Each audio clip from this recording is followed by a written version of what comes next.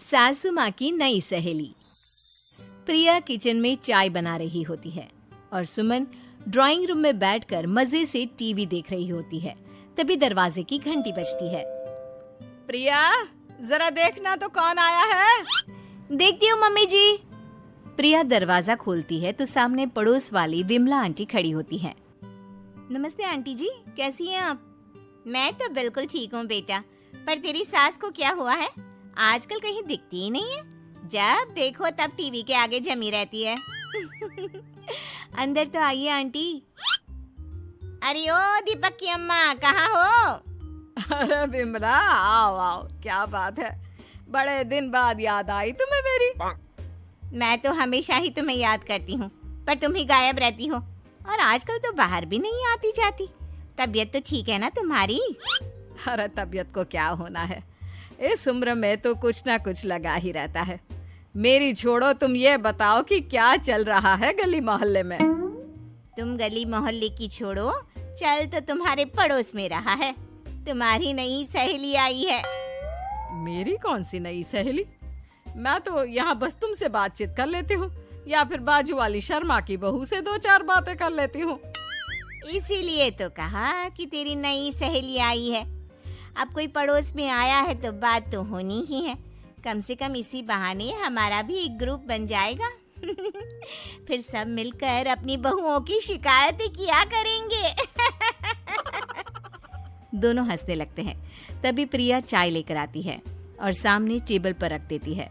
दोनों चाय पीती हैं और बातें करते हैं। चलो मैं चलती हूँ, अब कल मिलते हैं। राम राम। अगले दिन प्रिया किचन में कुछ काम कर रही होती है और सुमन आराम से सोफे पर बैठकर मटर छिल रही होती है। तभी डोरबेल बजती है।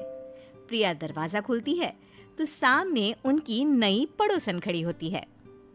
जी, आप कौन? मैंने पहचाना नहीं। नमस्ते बेटा, मैं शारदा, आपके बगल वाले घर में अभी 2-4 दिन पहले ही शिफ्ट हुए हैं। ओह अच्छा अच्छा अच्छा, नमस्ते आंटी, अंदर आइए ना आप।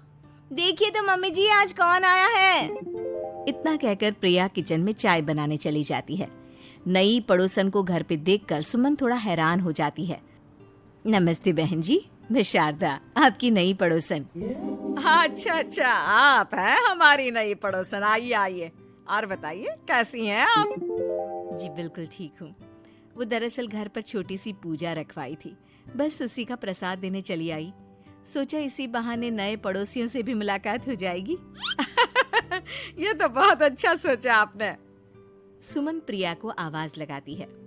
अरे ओ बहू, जरा चाय पानी का तो आके पूछ लो।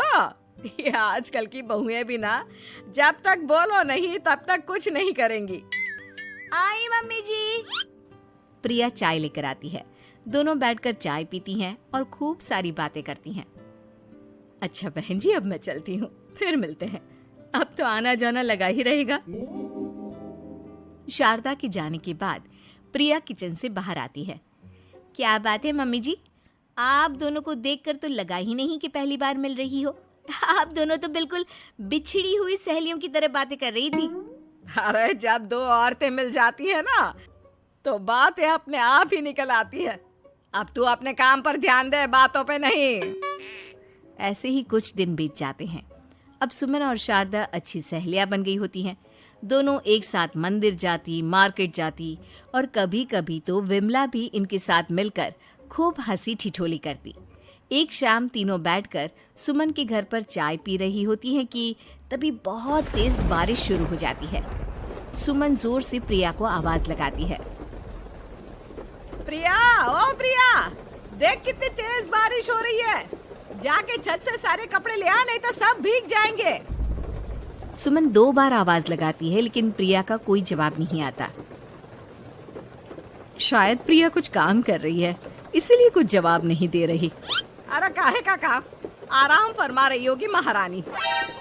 तभी प्रिया बीमार हालत में अपने कमरे से बाहर निकलती है।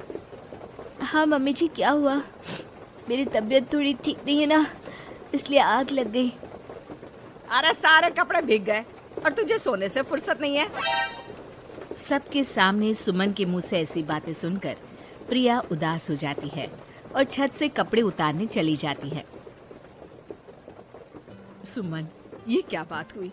प्रिया ने बताया ना कि उसकी तबीयत ठीक नहीं, इसलिए उसकी आंख लग गई। तुम भी ना खामखा उसे सबके सामने सुना दिया।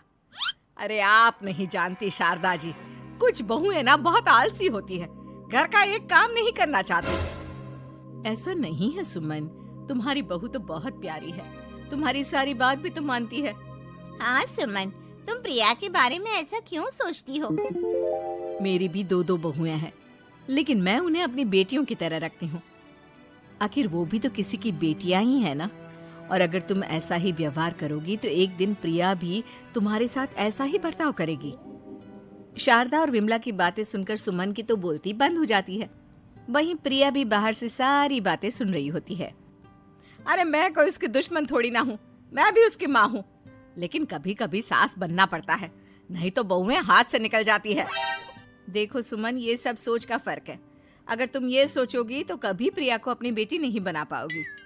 इतना कहकर शारदा और विमला वहां से चली जाती हैं और सुमन अकेले बैठकर उनकी बातें सोचने लगती है। अगले दिन प्रिया और दीपक अपने कमरे में बैठकर बात कर रहे होते हैं और सुमन उनके कमरे के बाहर कुछ काम कर रही होती है और उन दोनों की बातें सुन लेती है। दीपक, तुम्हें पता है हमारे पड़ोस में जो शारदा आंटी है ना, बहुत अच्छी हैं। अच्छा, ऐसा क्या हो गया जो तुम्हें वो इतनी अच्छी लगने लग गई? कुछ खास नहीं, बस कल जब मम्मी जी मुझे सबके सामने सुना रही थी तो शारदा आंटी ने मेरा साथ दिया। मैं तो सच में हैरान ही रह गई थी जब उन्होंने मम्मी जी को मुझसे ऐसा बर्ताव करने के लिए मना किया। अच्छा, फिर क्या हुआ?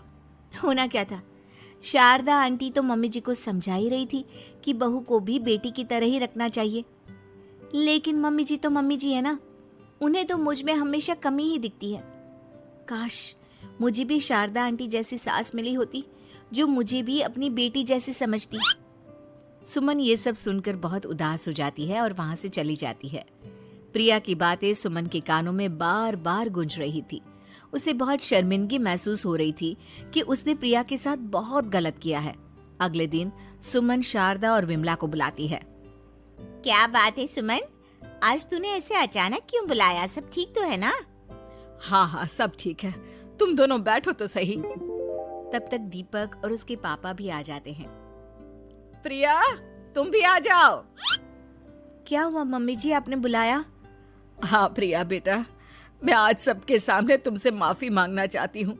मैंने आज तक तुम्हारे साथ बहुत बुरा व्यवहार किया है, लेकिन तुमने कभी भी मेरे साथ बुरा बर्ताव नहीं किया। मुझे अपनी गलती का एहसास हो गया है, हो सके तो मुझे माफ कर देना। प्रिया अपनी सास की बातें सुनकर हैरान हो जाती है। उसकी आंखों में आंसू आ जाते हैं। प्लीज मम्मी जी, आप मुझसे माफी मत मांगिए, मैं भी आपकी बेटी ही हूँ। वैसे एक थैंक यू तो मेरी नई सहेली को भी बनता है, जिसकी वजह से मुझे मेरी गलती का एहसास हुआ। शारदा बहन, आपका बहुत बहुत शुक्रिया जो आपने मेरी आंखें खोल दी। अरे क्या सुमन, तुम भी ना। तो फिर इसी बात पर चाय और पकोड़े हो जाए? हाँ, क्यों नहीं।